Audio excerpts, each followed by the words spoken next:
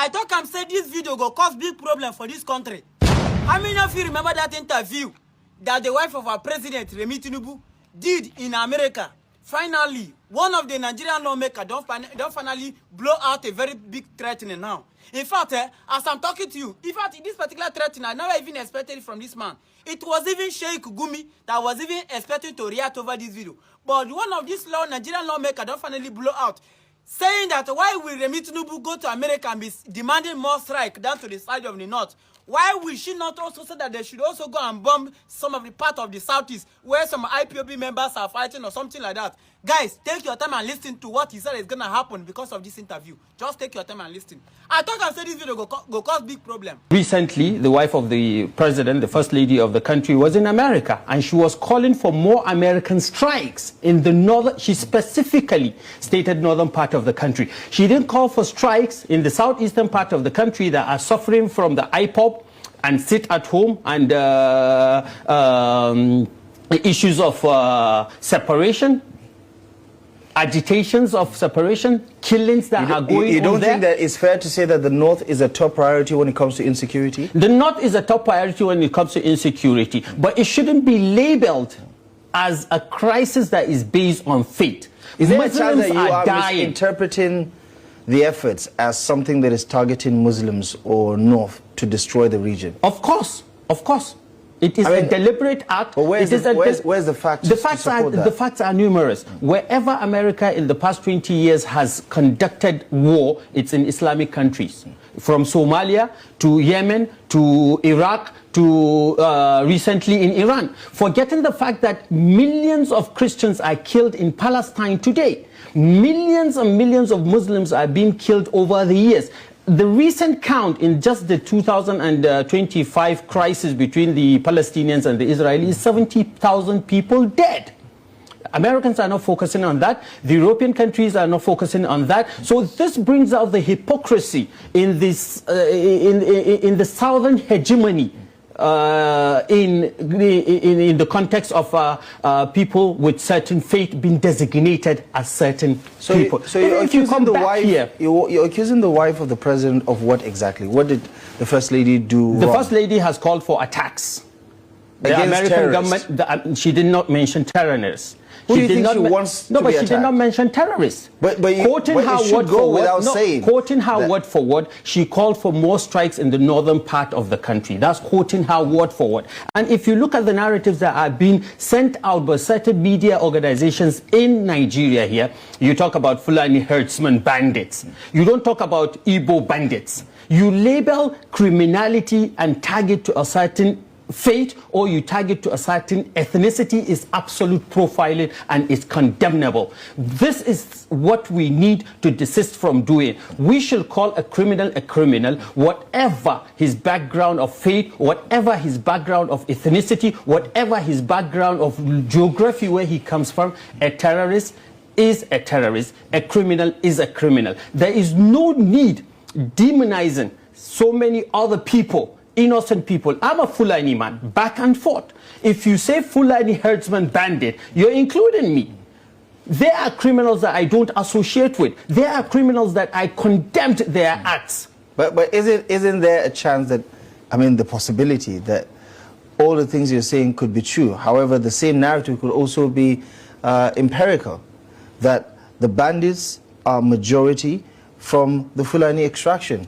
And there's nothing wrong with that. But if the bandits are from the Fulani extraction, then are you calling every Fulani man a bandit? Yeah, but that is the point that has not been made. All right, let me ask you another question. The majority of the people in ESN and IPOB are Igbos. We up till now have the tag of unknown gunmen. Why is it that we don't have the tag Igbo gunmen?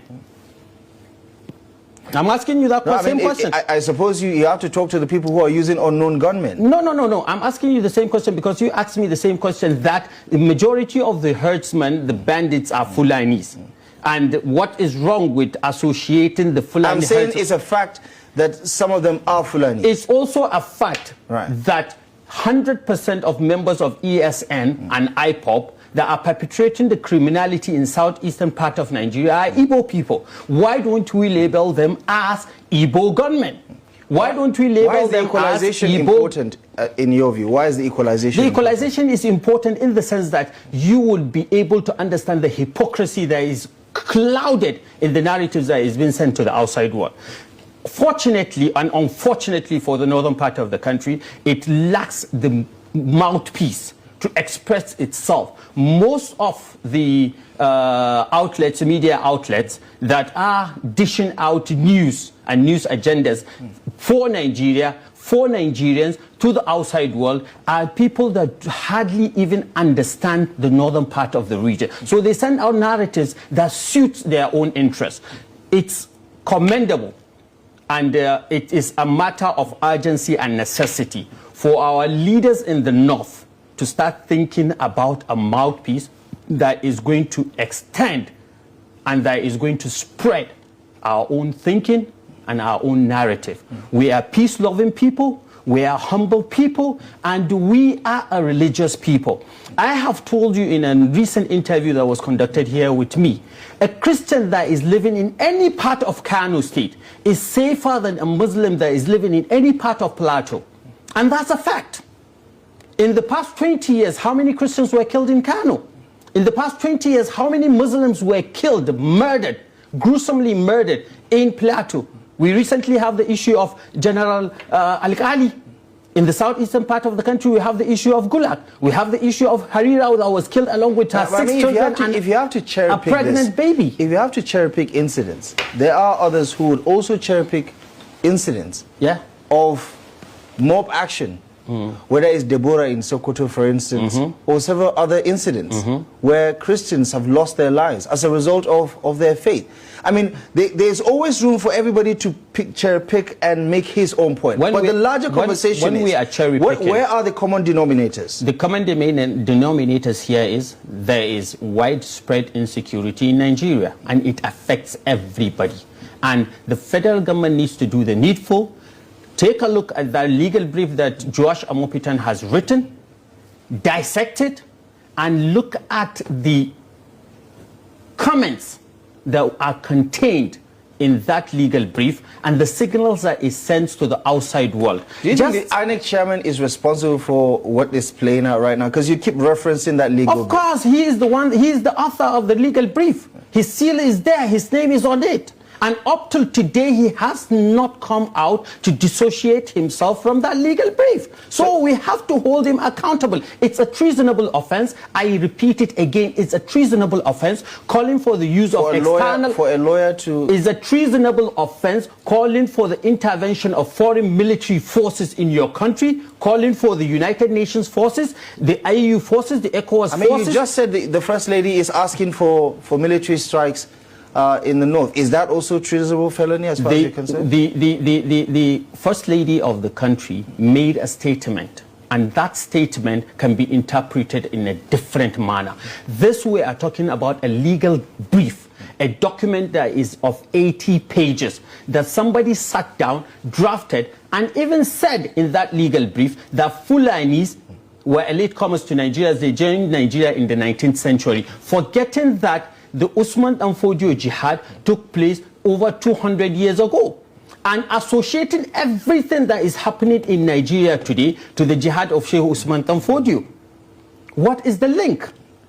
What he has successfully done in that legal brief is label any northern Muslim as complicit in the killing of Christians in northern Nigeria. That is your understanding of it. That's what he did. I mean, that's your understanding of it. That is what is contained in the legal brief. Okay, so and that is what I understand from what I read in the legal brief. You don't believe the New York Times reporting of an obscure screwdriver who has put together a report that has been used to reference what the U.S. Congress is using as data points. What the U.S. Congress has done. As data points. What the U.S. Congress has done. Genocide. What the U.S. Congress has done is listen to a narrative that is one-sided, perfected their investigation that is one-sided, never took time or care to go and listen to the people in Katsina, to go and listen to the people in Kaduna, to go and listen to the people in Zamfara, to go and listen to the people in Sokoto, to go and listen to the people in Maiduguri. All the references that are being made is that they had a visit, they investigated in Benue, and they were relying on materials that were being sent out